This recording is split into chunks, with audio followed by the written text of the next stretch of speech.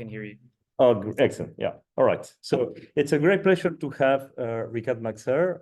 He's a full professor at the University of Toulon, a researcher at the LIGS, Laboratoire d'Informatique et Systèmes in Marseille, the same one than Frédéric Béger, for those of you that know. He's also the head of the DI Dynamics of Information Research Team. He did his postdoctoral research in Sheffield University, then his PhD for Université Pompeu-Fabra, where I spent a lot of time with Lugosi, maybe a colleague that he invited me many times. Fantastic place. So if you have a chance to go there, it's maybe 100 meters from the sea. So yeah, so he has been working on a lot of topics related to speech and sound. So I'd be happy to do not use too much time to let him to move on the talk. And yeah, but please feel free to interact with. The idea is just to present an overview of research. This is my understanding, and we hope that we will have Ricard spending more time with us in the next year, probably. So thank you again for being here. So thank you very much, Pablo, for inviting me. And let's see how this does. I just had my flight last night, so everything moves slowly, but I will try to do my best to not fall asleep. So I'm going to talk about machine learning without many annotations. Here now all the fuss about deep learning, but deep learning requires or has required traditionally a lot of labels, a lot of annotations to work well. And in many applications, we don't have those or we don't want those. And I'm going to try to motivate these choices and to see what kind of work we do when we don't have the labels. So I will present some a little bit of my background first. Oh, you see this, right? Yeah. So I'm not sure that you could check that if you move away too much from the computer, I don't know if there's a mic that is working. Oh, here, I can stay here. With the, I'll stay around here so that they can hear me. It's better. So first of all, I like to show a little bit of my background, just so you know that in academia, all the backgrounds are not so coherent as we are used to see. I mean, I did engineering and telecommunications, but then I went to do a master's in arts, and I did digital arts. And I worked in generative art, and it's generative art at a time where we didn't have all these AI. So it was very different generative artwork, and we would try to mimic the human creation process through algorithms, okay, and try to do things like this. I went back to science because I kind of missed this idea of doing research and doing the scientific method, and I did a PhD, but I did it in music perception and music technology. This is where I was at UPF. And then I moved to do a postdoc on speech and hearing, and I started working a little bit on bioacoustics. And when I arrived to Toulon, I started mixing all of these things and did music, did speech, bioacoustics, and even do new stuff, because when you arrive to university, it has its own strategies. And I started working on marine robotics, which can look very different, but when we have touched at different modalities, vision, audio, everything becomes a bit generic. In all the cases, I was very interested on what we call unsupervised setting when we don't have labels, but now it's more known as self-supervised maybe. So the outline is I will present this early work that I did, one of my first research in music perception, and this has motivated me all along the way to do work without labels, okay? So then I will work on textless speech, and I will show a lot of the work that I did in the building next door on Bâtiment E, and in a workshop that we did, the G-Cell workshops. I think it was in 2019 or 2000, yeah, around that date. Then we'll show some work with bioacoustics, which often is a difficulty to have labels there. And finally, some computer vision applied to the underwater, okay? So let's start with the early work. This is one of my first research experiences, and we had the aim to try to model human perception of music. And what is human perception of music? Is the human ability to create expectations of what music is going to be like in the future, and the violation or the fulfilling of these expectations is what creates a certain sensation when we listen to music, okay? So we tried to define a very specific task, which was try to discriminate the sounds that were incoming and to predict when and which sound will occur next, okay? And we tried to do this computationally. So we made the problem very simple, but the constraints very hard. So what we did is we had monophonic sequences, so very simple sounds, and we tried to use sounds by instruments that we all know, but also strange sounds like big beatboxing style sounds, just so that we didn't have a prior about those sounds and see if we can still create these expectations with those. But we did in a very constrained way. We tried to do causal, so not use anything from the future to do these predictions, and to work with no prior knowledge. This was a bit of an awkward choice, but we wanted to see if it's possible to hear these sounds as they come and beat predictions as we go. So what did we do? Well, our first unsupervised models here were basically based on a cobweb dynamic clustering. I don't know if any of you have heard of this. It's a very old technique. Basically, we tried to categorize feature vectors into categories that are hierarchical. So we have categories and we have subcategories, and this tree of categories is dynamic. So it can change, it can merge categories together, it can create new leaves. And then we would try to do predictions on this tree of categories. So when there's a merge, we would try to merge these statistics of these sequences in order to keep track of what's happening. And this was our model of unsupervised learning, and we were quite good at predicting these very simple sequences of sounds. But it was very limited in terms of scalability. It didn't scale to long sequences, and it didn't scale to complex sounds like speech. Okay.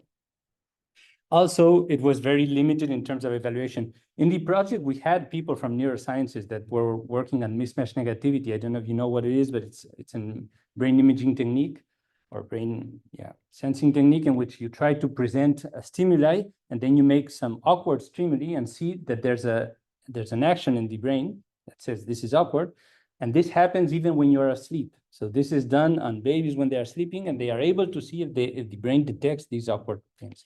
So even though we had people working on this, the models were not mature enough to test them in that sense. So it has always been a bit of a thorn to me to actually go further with this, do it with more difficult signals, and to do it with actual human perception data. Okay. So this is where my work for textless speech started. And I met 5 years later than this work, I met Jan, and we were discussing about how we tried to do these models. And we said we should do this on complicated data, on speech, we should do it on handwriting. And now that deep learning is there to help us, maybe we can borrow things from there and do it like that. At the time, self-supervised learning wasn't quite a thing, and it was actually quite difficult to convince the funders to fund us to do this type of work. But we had our arguments. These arguments is when we use labels, we are introducing biases. We are introducing label bias, but also annotator bias. So people that annotate might do their own interpretations and might change. We're also leaving behind a lot of things that we're not transcribing. In speech, for instance, most transcriptions is purely phonetic. There's nothing about the prosody, there's nothing about laughter, about if it's happy, if it's sad, etc. And this is things we want to capture.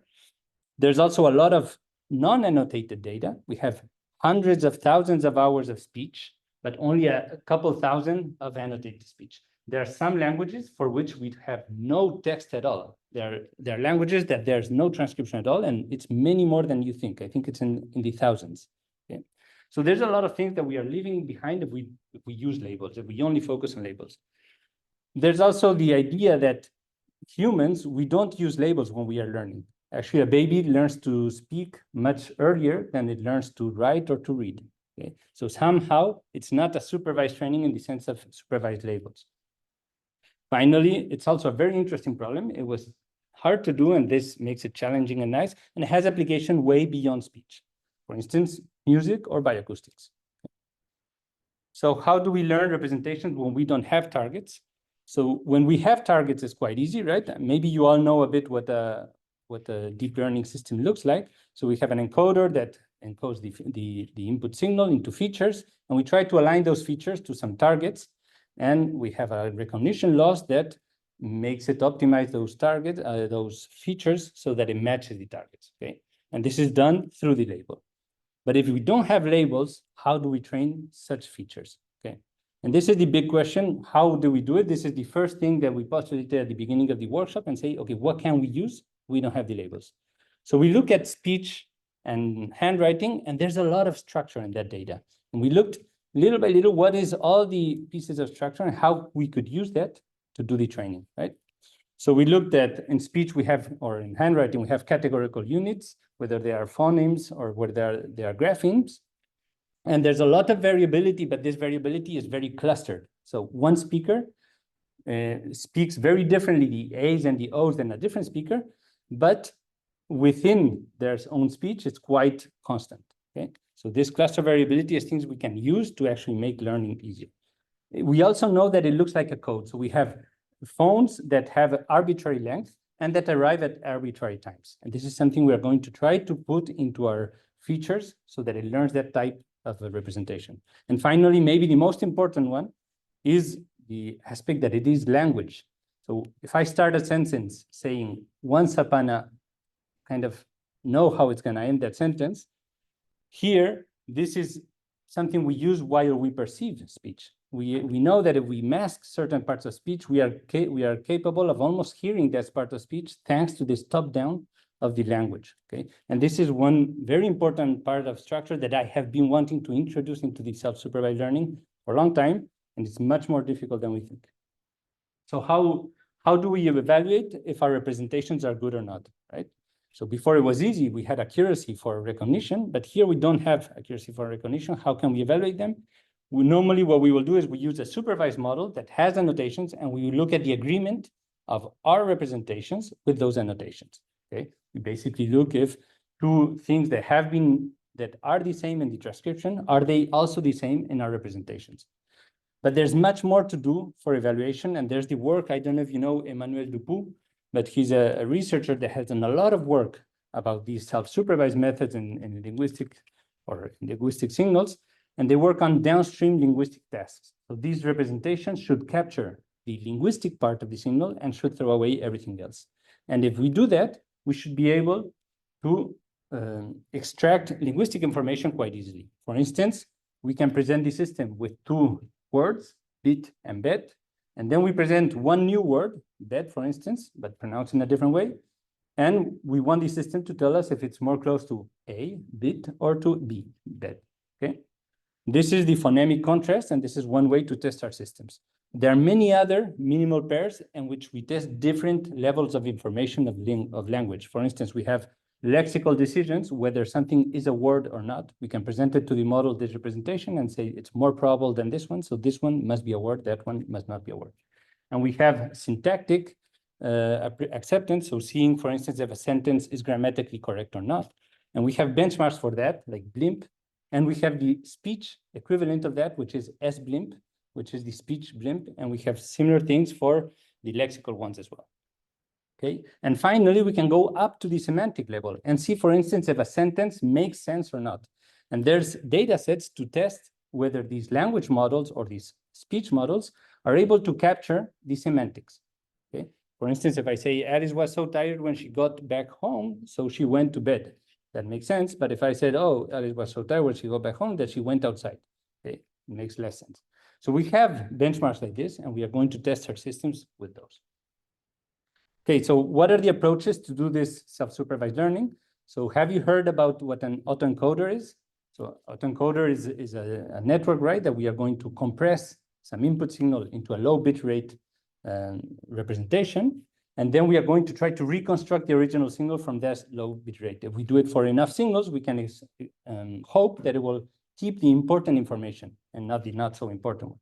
And here at the time we were starting, there was the VQVAE, which is basically a quantized version of the autoencoder, where the representations and the bottleneck are quantized, are like tokens, are categories, okay? And this looked quite good for speech because it kind of represented what phonemes could look like, okay? So we tried using those, and we identified quite a few of the problems of using these, mainly due to not use of the code book or not use of these prototypes in which we are quantizing. And we tried to find solutions for that. So this is the work we were doing in the building next door. And we went a bit further. We were seeing that these phonemes were at the range, well, these pseudophonemes were at the rate of the window that we analyzed, but were not at the rate of the real phonemes speech. So what we did is we tried to add information about the duration by allowing less changes in the quantizer, okay? This was quite tricky to do in training because you have a training loop and you have to integrate this information about less changes and then how to apply this at inference time. But we find that basically we could do a Lagrangian multiplier optimization at inference time And that Lagrangian multiplier could be set during the training of these networks. So we were training the quantizer and the segmental style quantizer at the same time. And we were obtaining better results for this phonemic contrast, for instance. So further on, one thing that was bothering us all the time was that we needed this reconstruction loss. And this reconstruction loss is very arbitrary. We are saying, oh, yes, it should look like this pixel. But why? It depends on the resolution of the pixels. It depends on the noise. It depends on so many things that it makes so much sense that this was the right way, right paradigm to learn. So at the time, it appeared the same person that did the VQVAE did the contrastive predictive coding. And this is a very nice way of learning in which we say we are learning a representation that should be able to predict its future, okay?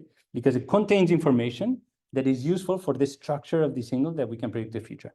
What is a simple solution for that? Is actually predicting always the same value, right? Because then it's very predictable and it will predict the future. To avoid that, they made the prediction in a contrastive way. So it's going to predict its future, but in contrast to other possible futures. And like this, it won't be able to predict a constant signal all the time, and it has to be able to contrast it. One issue with this is that it's forcing changes. I think somebody wants to enter. One issue with this is that it's forcing changes step time at a time, because it has to find a contrast between consecutive features. So it's forcing it to change all the time. And this is something we didn't want with phones, because phones have an arbitrary length. So what did we do? We tried to align the predictions against several time steps in the future.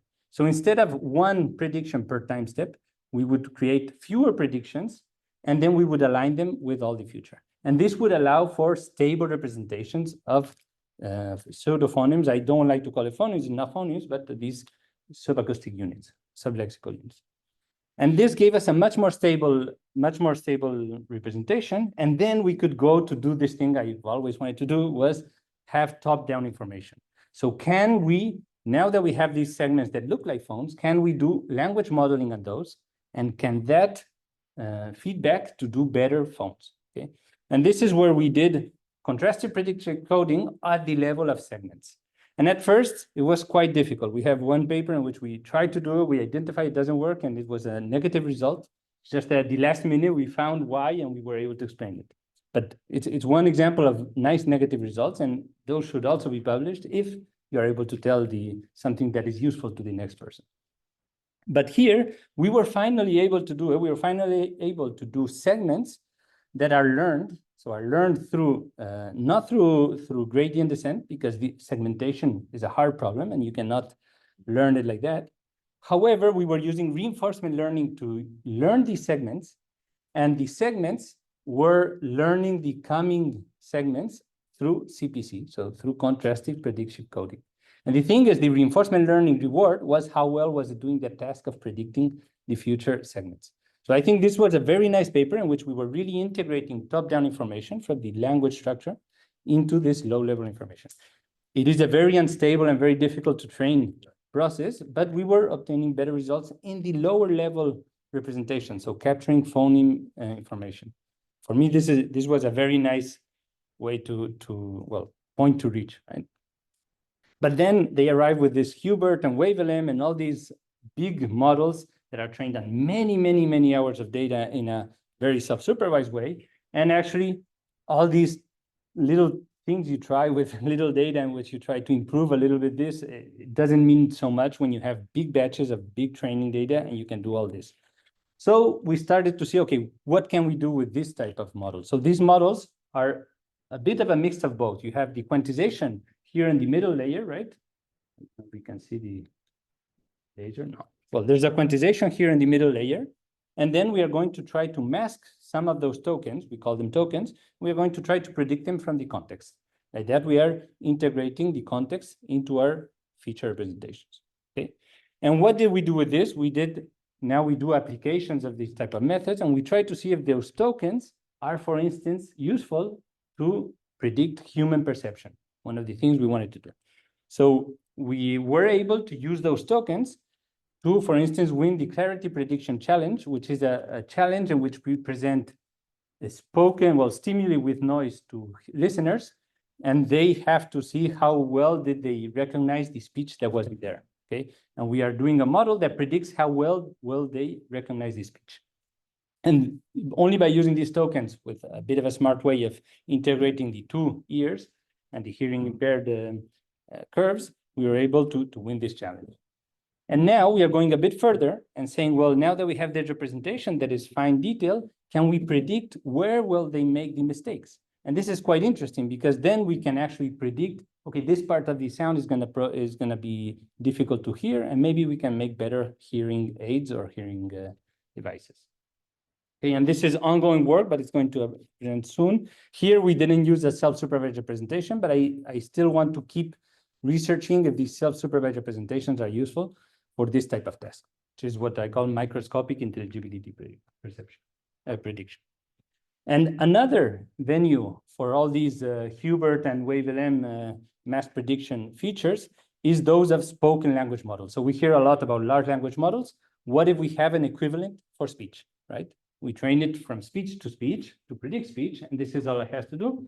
So here, the way it works is we have this token sequence, and we apply the exact same LLM model, like GPT or thing like this, to that token sequence. And it will predict the upcoming tokens, right? And then we can even have a decoder that decodes from that to speech. And we can condition it with past speech, and it becomes like ChatGPT or any other large language model that you know. And this is actually starting to work quite well. It's quite impressive, the results you get. And you don't have all the problems with ASR and then text-to-speech, where you lose all the prosody, you lose all the emotion, all the expressive speech, right? Okay, so what we asked ourselves, this is the work that I did with my PhD, Santiago. He's now in Baltimore in another of these workshops that we did here, and I'm going to join him later to continue doing work on exactly these type of models. And the thing is, his question was, okay, will they scale as well as these large language models? Okay, do you know about scaling laws in LLMs or in deep learning? Basically, they tell us that the testing loss or the downstream performance of a model scales very predictably, according to a power law, with respect to compute. And compute is the amount of training tokens and the parameter count of the models, okay? So if we have a larger model, well, we will get a better loss. It's quite intuitive, but here we can do it in a predictable way. So we know how many more tokens we will need or how many more parameters we will need to attain this level of performance, okay? And this is done in language modeling, and this is what has allowed for all these developments in language modeling, knowing how much we have to train because we're going to train for weeks, right? And we wanted to know if in speech we can also do that. Do we have scaling laws for speech, and what do they look like? And if we do it in a task that is equivalent or comparable to those of language, then we can look how well does it scale with respect to text, okay? And this is exactly what we did, and we did show that we have a very predictable scaling law of these speech language models.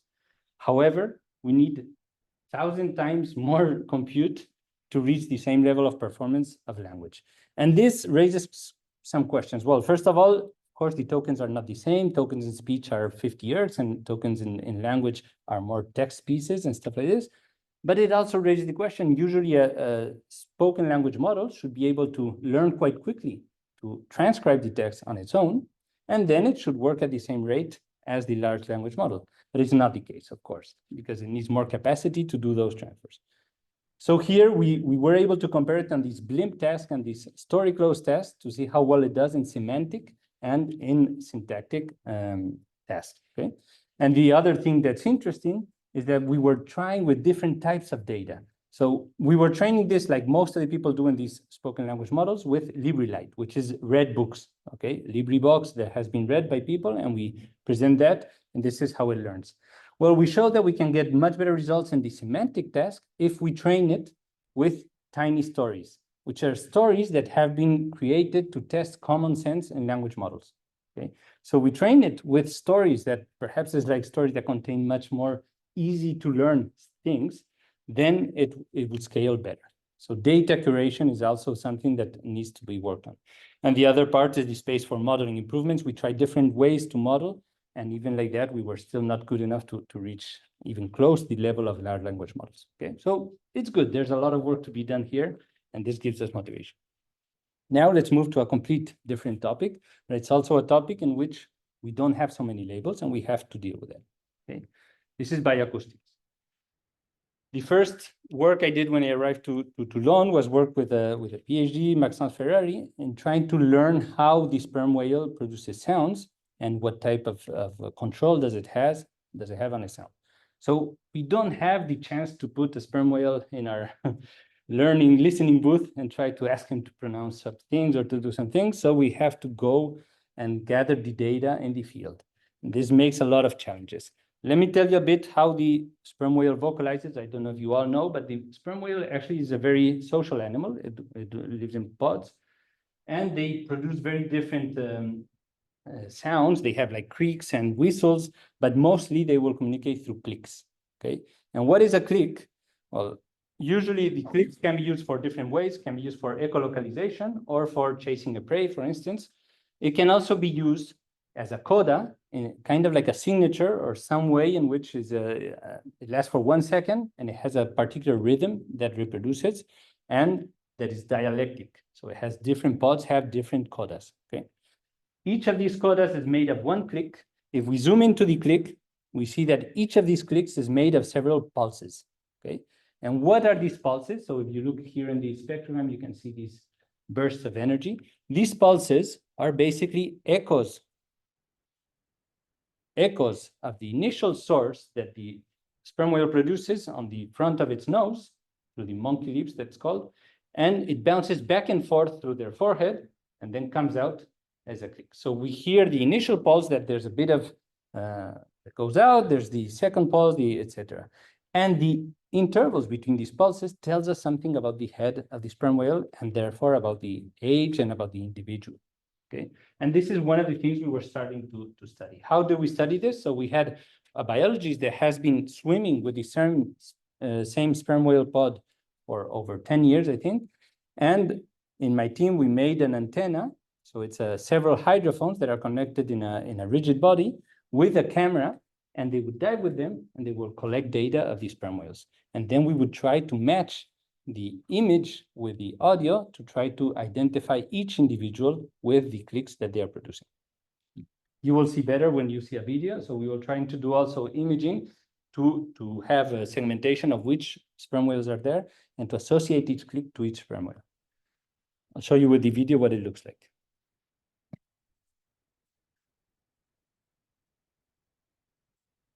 You see the red dots. This is by beamforming or by localization. We try to associate it to a particular family.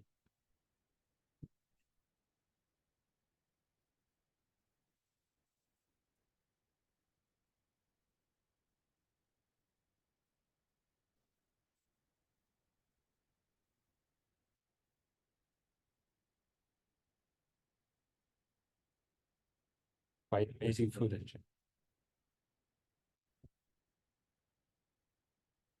So the goal of this work is in the long run, maybe we can produce radiation profiles of sperm whale to see if they are able to direct their clicks or make them more diffuse, and things like how much control do they have on these clicks. But of course, this is just data collection that we are doing, and a whole thesis was spent on just trying to do that. Okay, even we got somewhere there, we were able to identify some growth curves, but now we are starting to work with the globicephals, which are more easier to come closer to, and they are also social sperm whales, and we are working on a new antenna to work with those in the French area, which will be easier.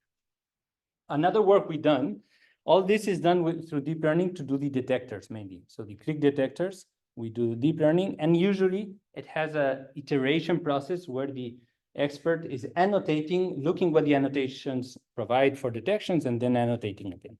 Now, I said this because it will be important a bit later. But we also looked at a different type of whale that vocalizes very differently. This is the fin whale. I don't know if you know how the fin whales sound. Well, they produce very low pitch pulses, like boom, boom, something like this, at 20 hertz. Okay, and they do it in a very stereotypical pattern. What they do is they do one pulse, they wait 16.2 seconds, then another pulse, then 16.2 seconds, another pulse, etc. And they have two types of pulses, A and B. We call it like this. It's the pulse and the back pulse. And they have two slightly different frequencies, but very stereotypical frequencies, okay?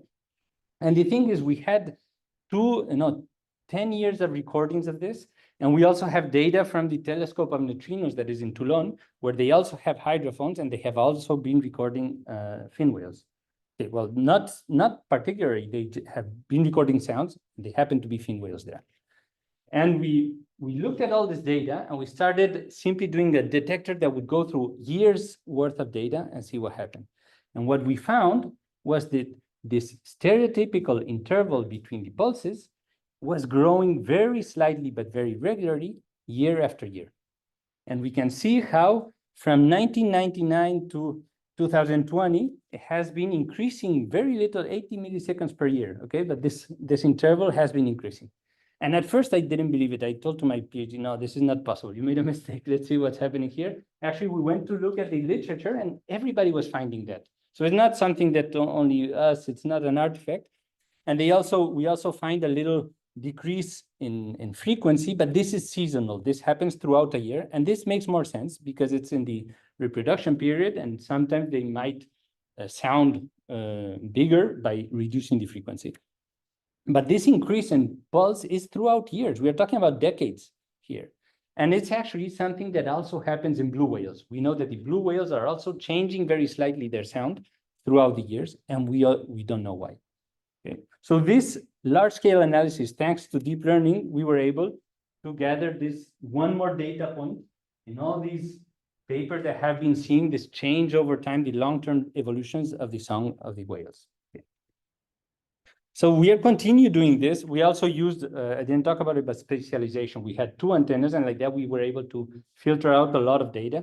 So this is what we have to do with bioacoustics. We cannot only rely on the signal, we have to go to find other ways in which we can filter out or curate our data. And we are now working with gibbons as well, trying to find out their individuality, how they sing, if they're doing turn taking or not, and things like this. And we are working with people at Cambridge, where they have set up a lot of devices recording with several microphones once again. And this allows us to spatialize and to see which individuals are where. And what we try to do is we try to use these self-supervised techniques to look at the clusters, look at the types of sounds they produce, and see if we can associate them to parts of the territory in these gibbons space in Vietnam. Okay, so we have been doing this for a long time, all these detecting, writing the annotations, then looking if the detections made sense, if they were coherent, and doing this iteratively. And we said, well, is this a procedure that we should now focus on and maybe make it a bit more methodological? And this is what we did in the latest work, where we tried to look at a lot of data sets of different species. We take their vocalizations, we do feature extraction, dimensionality reduction, then we do clustering, and we try to associate labels to clusters and not to individual samples. We are well aware that we might introduce bias, but this is what we wanted to test. How much bias are we introducing? And the thing we did is we did this procedure with many different species. So we went out and looked what data sets are available that have been annotated by experts. And we tried to do this procedure of semi-automatic annotation and see how well it agrees with that, and see which are the decisions, the design decisions that we have to make that might influence in this agreement with the human expert labels. Okay, and we came up with, well, it's a work we do, there's a lot of tests inside, but maybe one of the most interesting ones is this one, which we test different types of self-supervised representations that have been trained on speech, on general audio, on different things, and see which one works best for this task, okay? And what we see is actually our autoencoder, basic autoencoder trained on in-domain data works better than these big models that are trained on out-of-domain data for this particular task, for this particular problem. I think this is changing. I think that we have more and more data that are in the bioacoustic domain, and we might find generic models that will work in our problem, okay? But have to keep track of things and see if it's actually changed. And the last work we are doing, this is not yet submitted, but it will be this summer, is we are looking at another type of annotations, which are pitch annotations or F0 annotations, which happen a lot in bioacoustics. And in music, we have been doing this for years. I was doing the F0 multi-pitch tracking for a long time. And I say, why is nobody doing this in bioacoustics? You do it manually all the time. So we did again what we do. We go gather to the community everybody that has data sets that they have annotated with pitch, and we try to see if the methods that come from music technology can be applied here. And we try to look what are the best ways for a practitioner to use these methods in their work. Okay. So this will come out soon, but we have examples also with self-supervised approaches to pitch estimation or to F0 estimation. And we see that they are not quite there yet. And I think it's because of this mismatch of the domain. Okay, one last thing. Yeah. Why is it useful? Yeah. So nice question, but I'm aware of it. Yeah, I mean, it carries a lot of information, the pitch. There's many animals that use that have pitched vocalizations or F0 vocalizations, and it conveys a lot of information about the size of the animal, things like this. So they actually use it a lot. And in some species, they have some sort of units or some sort of very categorical calls that are pitched, and it's encoded in the pitch. So they do use it a lot. And for us, it's okay. They are looking into this. Can we automatize this task? Because maybe we will see things like we saw with the whales, that things change over time for periods. So one last action that I have been doing for a long time now, since 2017 we started, is when I was in Sheffield, I was interested by all this bioacoustics work, and Roger Moore, who was working on speech, was also very interested in it. So we started this series of workshops in which we look at vocal interactivity in and between human, animal, and robots. So we look at what we do with speech, but also what animals do in vocalizations, also how animals address to, how humans address to non-humans and vice versa, and also how can speech be used to interact with robots or other type of vocalization, okay? And the next one, in 2013, we missed our one, we had to organize one, but we weren't able to. But next one is coming up very soon. It's a satellite workshop of interspeech, and we are going to do it in Kos, Greece, this September. So let's finish with this computer vision of ocean exploration. I try to make very different things so that you have a bit of an overview of everything. So when I arrived to Toulon, I see that everything was happening around the sea there. Toulon is a very port in France, right? And everything is about the sea. That's why I started working with whales. And IFREMER is there. And IFREMER is an institute of research of the ocean, and they go to do very deep dives, several thousand meters under the surface to study places of interest there.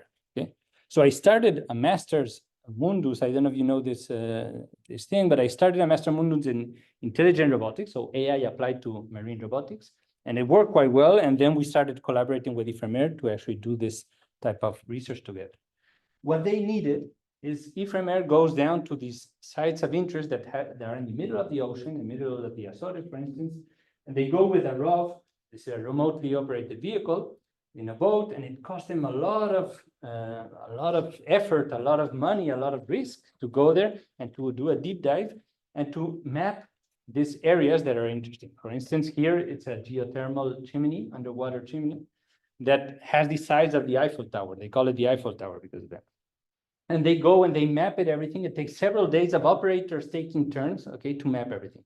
And what they wanted is, okay, couldn't we use our AUV that we made and throw it in there and that it does this mapping for us, okay? And the thing is, because we have already mapped it 1 year, maybe it could use that as a map and then localize itself. So the issue with the AUVs is that underwater, everything becomes very difficult. So you don't have GPS, but you don't have any easy way to localize yourself, okay? You're in the middle of a mass of water, you have nothing, your vision just goes 20 meters far and that's it, okay? And thanks if you get so far. And you only get positioning when you arrive to the ground because you can do DVL, you throw a Doppler basically, and you see where you are with respect to something that's fixed. But when they throw the AUV under the water, they get an absolute pose uncertainty of 11 meters. And 11 meters is a lot. You could hit a rock, you could do something that is not good at 2,000 meters under the water. So they say, why don't we use imaging, visuals, so that we get close to places and we might recognize these places from the previous year. And like that, we can use visual localization to localize a robot. And this is what our thesis was all about. The visual localization problem underwater, okay?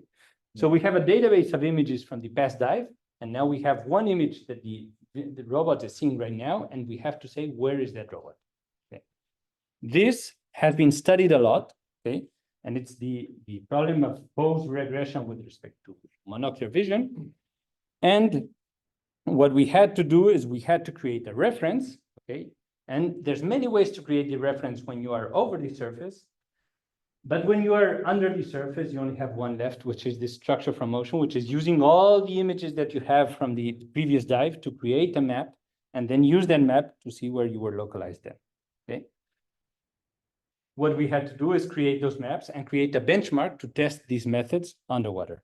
So the first thing we did, we went to Ephemer and asked them for all the footage of all their missions from the past 4 dives to that same place, okay? We covered all this, and we look at how different it looks from year to year. Actually, from year to year, they have changed the robot, they changed the optic, they changed the camera. And this is what the kind of things we see from one year to the next. So it's an extremely difficult problem to localize yourself from one year to the next. There have been muscles that have grown, and maybe in a certain time it was yellow, another time it was white, you know, it's very difficult.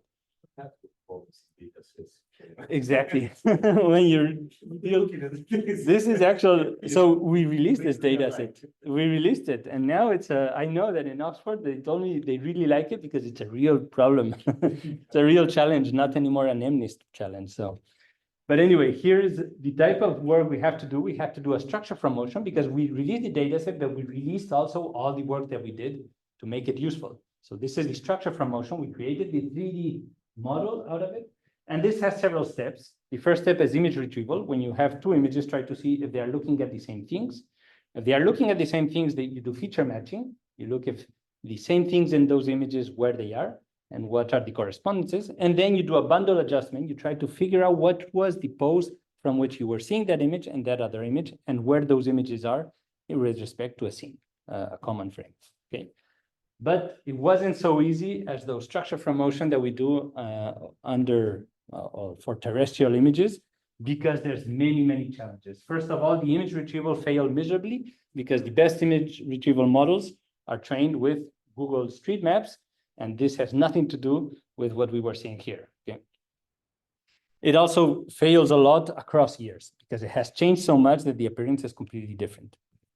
Then we also do the feature matching, but the feature matching, traditional methods like SIFT, also failed quite badly because in underwater, if we get closer to something, all the colors change, all the appearance changes entirely. So you cannot do the feature matching that we are used to doing.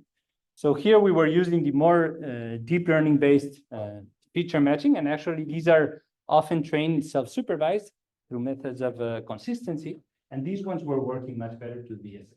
And finally, we were actually using all those navigation sensors that weren't so great, but we are using it as priors to guide the bundle adjustment and to guide the image retrieval, okay? These were all the tricks we were able to do. And finally, the last big trick was to do separate SFMs for each of the models, for each of the years, and then register them together through a 3D registration method, okay?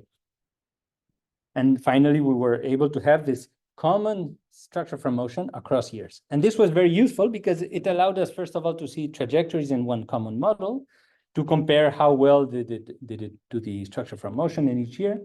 And by the way, this data set is available. It's called the Eiffel Tower Deep Sea Underwater Data Set. And you can have the models, you can have the poses, the camera poses, and everything to try your own methods there. And what we did see is that the appearance changes a lot from one year to the next. It changes not only with the features that it finds, but also with topological changes. For instance, these chimneys have parts that break in 1 year and it falls, and we could find those changes in the model, and we can say this has disappeared from this year to the next, etc. Okay. We also said that we had good coverage all the years of the place, so we can use this to decide which is a good test set and which is a good train set for our algorithms.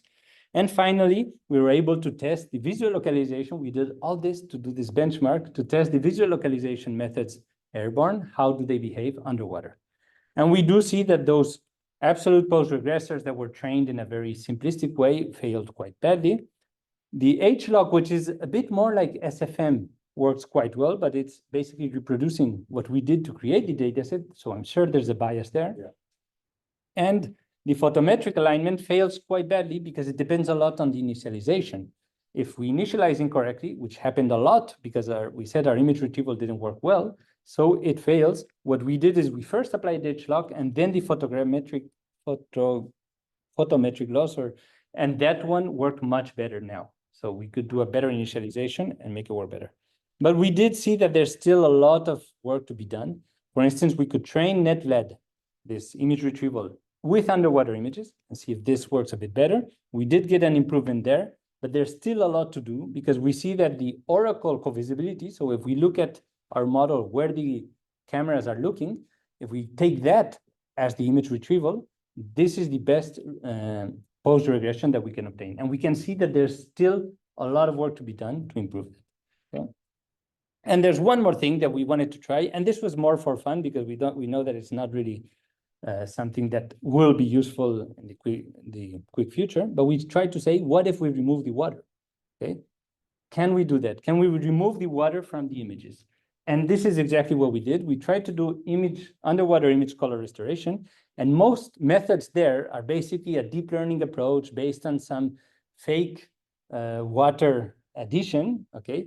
But we wanted a physical correct one. We are working with eFramer, so they are very physical correct. They don't care so much about something that looks good, but something that is real. And this is where we try to work. We try to look at how image formation works underwater.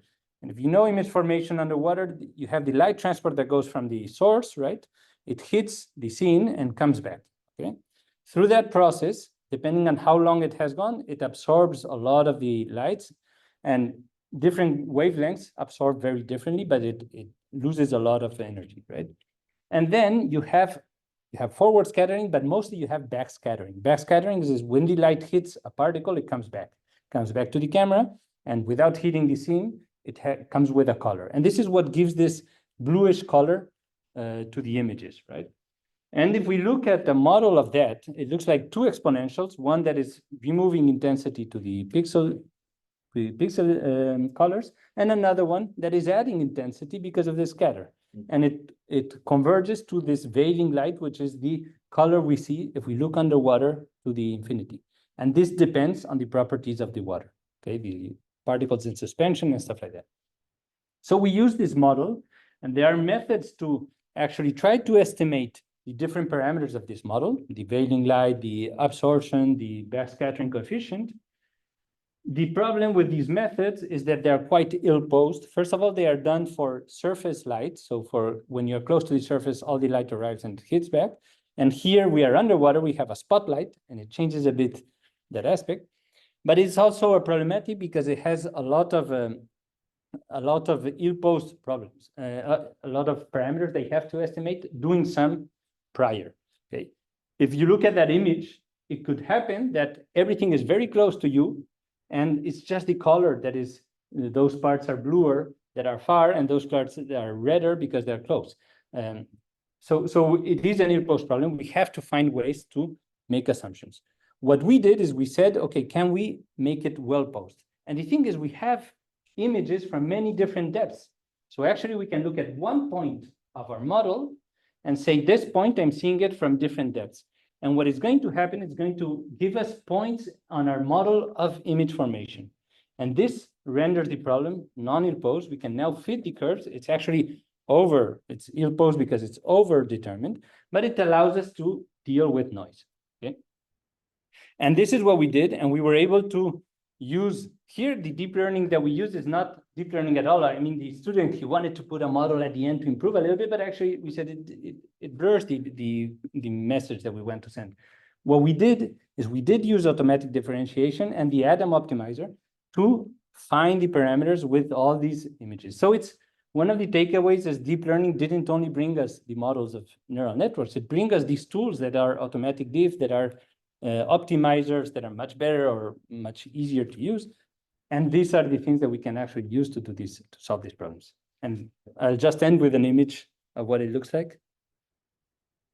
So this is the underwater image, the original, and this is the color corrected as if we had removed the water. Well, I guess that the physical model helps a lot. Yes, Yes. exactly. Here we have to Without that, include I'm sure that it wouldn't work. Yeah, It wouldn't work. Yeah, yeah, So yeah. That is also good. I mean, Oh, one of yeah, those cases domain is expertise. also- Yeah, yeah. Another takeaway is When you domestic need, space and the physics that you can come there, that's Exactly. bringing to the deep learning. So Yeah. this end-to-end black box. Yeah. It's it's changing. it's not always true. I know. I completely agree. And I think it's actually a cultural thing. I think deep learning arrived very quickly. I remember when I was doing things and the intern would arrive and solve a problem that we've been working for ages with one toolbox that he found and he applied to the data. But now we have passed that point. We have saturated with these easy things that we can do. And now we can actually go back and ask ourselves, okay, what can we use? What information can we use? What structure in our data? What is the model? What expertise can we introduce to solve these problems using deep learning as a tool, but to solve these problems with expertise again? I think that's the end. We actually tried to run the models, but this is cheating. Don't take it as, oh, now we can do this, because of course, to build these underwater color corrected images, we used all the images of the data set. So it's a big cheat, but we were able to improve a lot the localization. So perhaps if we work in that way, and we can think about working in that way, because you can move the robot a little bit, and this gives you much more information of the water parameters than if you only take a single snapshot. Okay, so this is towards where we would like to go. And that's it. Thank you a lot for this.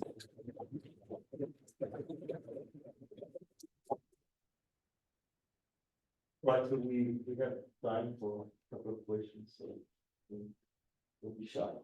Yeah, very, yeah. Yes. You're not shy. Sorry, I missed the beginning. Very nice talk. Thank you. Ricard. Yes, Ricard.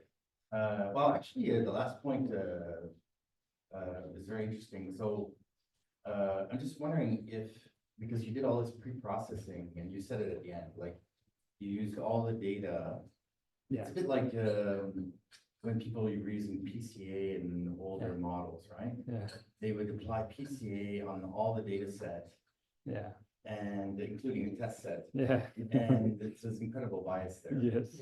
And then they would test or validate or whatever. But I'm just wondering, have you tried, for example, not using or leaving out a test set and not using that at all during all the Optimization processing steps? Yeah, we started at the end. I mean, I must say, I didn't say it, but our goal was to create a reference, a gold reference of what the images should look like. That's why we allowed ourselves to use all. We weren't trying to compare ourselves with color enhancement or something like this. But yeah, we did actually use less and less images to see how it would fail, and it failed quite quickly. So we were quite bad at estimating the parameters of the water. That said, the parameters, the physical parameters that we are finding are not that physical. I think they are ending up being variables that serve a purpose of fitting. Yes. So we actually are now looking, I mean, this was our next steps, the PhD finish, but the goal was to see those parameters. What do they mean? And, are we really estimating proper parameters, or are we just, is a trick to find something that is consistent? And I think it's what happens. But indeed, we have in the paper, we have an ablation test with less and less images, but even that is very noisy. And I think it is noisy because it's not so physical. But do you think if you deploy, I mean, it's a question of how big your data set is, but if you were to deploy this, would you find results that are similar, or? So yeah, I mean, I don't think we could deploy it as it is. What we could do is we could use now these references to train maybe a model that uses less. This is one of the things we thought to make something that is useful. That said, I mean, it's actually more useful for ocean literacy to get to see the ocean in a different way than it is to the operators. The operators don't like at all to work with these vehicles and see something that is not what they are seeing. So when we talk with eFramer, it was nice to make demos, nice to show off and stuff like this, but it's not something they would be using there, especially if it's not a physical property they're measuring. So if we cannot say, yeah, this is physical properties about the absorption of water, but I think there are better ways to do it. You can have a sensor, that captures water, puts light through it, and in a very controlled way, you can get that information. But so that's why it was more of a toy project than it was a proper thing. But I know there's companies, I think there's one company in Canada, Voices, that works on doing these things, especially for ocean literacy and stuff like this. So they I think they go and take a lot of images and try to do color restoration with those. But then again, they still have all the images. They don't do it to do visual localization. They're not doing it to, for operation. But yeah, I know what you mean. I mean, for us, it was we had to be very clear that it's not a color enhancement method that works like that, because people immediately come, assume it is something like this. Yeah. But in terms of your ability to work well with data, like new data that you've never seen before, I think there's a lot you can do on the learning side. Like augmentation. Yeah, this is what I'm working right now. I'm working on augmentation. These techniques to do them as augmentation for object detection underwater, for instance, because then you don't care so much about correcting the color. You care about actually controlling how the water affects the image. And if you can change the parameters of the water and have a different, as if it was in a different water, in a different perspective, different things. And this is something we are right now trying and getting our first results on this. But it's actually data augmentation that we think it can be more useful, these models of underwater.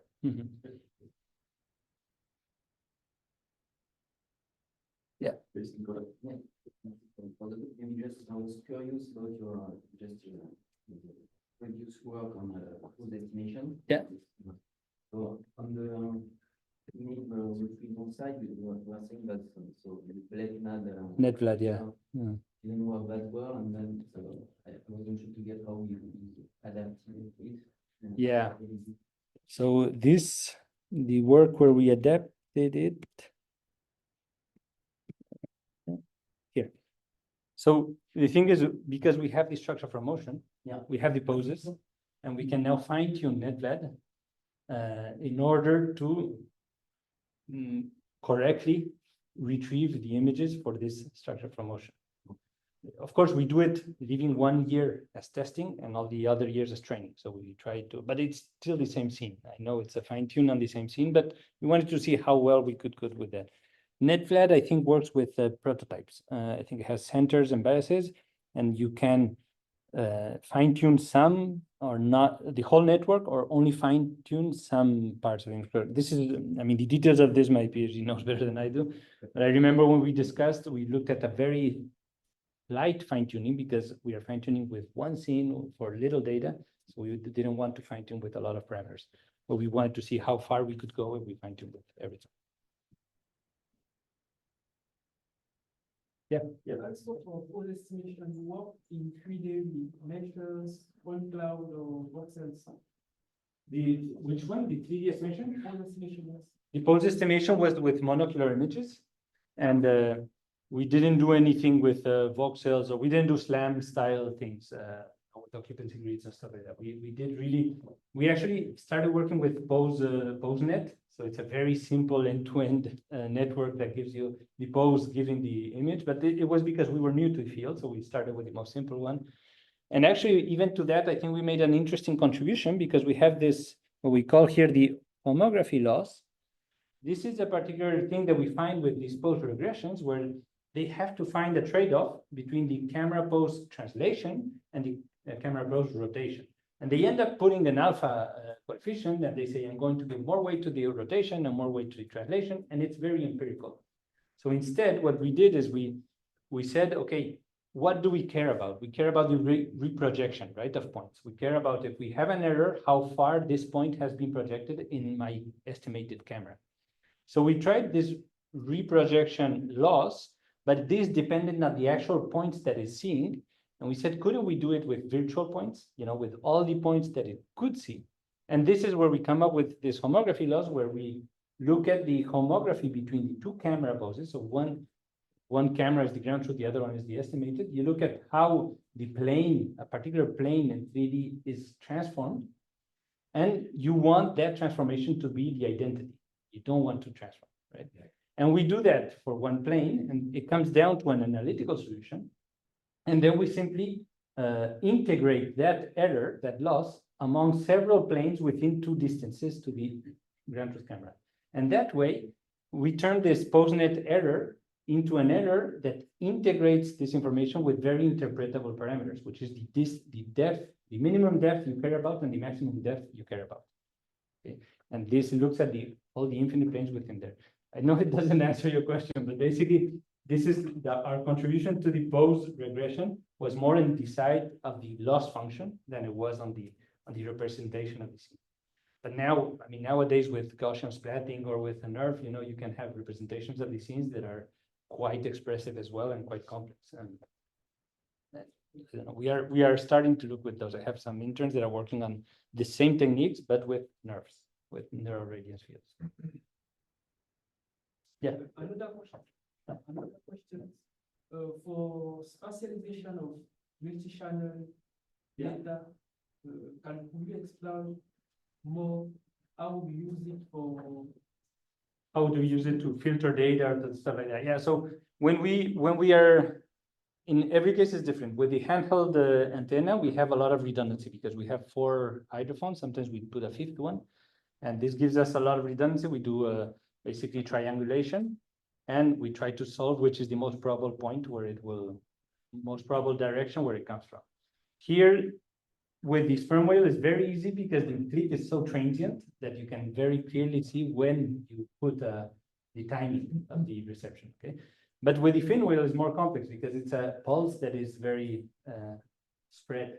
So there, defining the exact timing is difficult. And what we usually do is we try to do 2-way. We first find the pulse, and then we do a cross correlation. This gives us a bit better information about the directions of arrival. So, but it's DOA, it's very classical DOA techniques. I know that in speech, we do much more complicated things because in speech, the signal is so broadband and there's so many maskers that what you try to do is you try to filter out which are the reliable time frequency cells. And those are the ones that you use to do the cross correlation. This is the Ricard method, or, there's several methods that are named like this. But with these signals, we don't need that so much.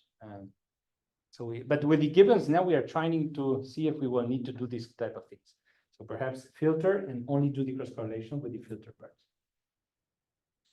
Yeah. Maybe we take another question, and then Ricard's gonna be gonna Yeah, stay fast stay. until Thursday. Yeah, right. Thursday. So there is I time will be to around. discuss. Yeah, please. For speech, speech processing, I understand that including labels may include biases, but for handwriting, I don't see. For me, if you deal with handwriting, at some point you will need not handwritten text to be useful now. Yes, I mean, we still try to do it. We try to work with the manuscripts of. I'll show you what they look like. So you, these manuscripts here. I don't know if you see that. Yeah. So these are handwriting that is very complex handwriting, all over handwriting. And the thing is, I mean, of course, with text it would work much better. But there are things that maybe you won't be able to capture. Okay. And for instance, if you want to do generation later, you won't be able to capture complicated scripts and stuff that you cannot easily transfer. Yes. So you would want a model to understand what is written and maybe mimic the. Yeah, it could be for mimicking. Even for understanding. I mean, maybe you can pick up when somebody is writing angry or happy. Yeah. That with transcriptions you won't be able to. With on textual transcription you won't be able to. Yeah. Actually, part of my artwork was in not handwriting, but was calligraphies that were done with generative. And I tried to have parameters that dealt with nerve and aggressiveness or very smoothness of the things. But that will be another seminar, we'll say. Okay, thank you again.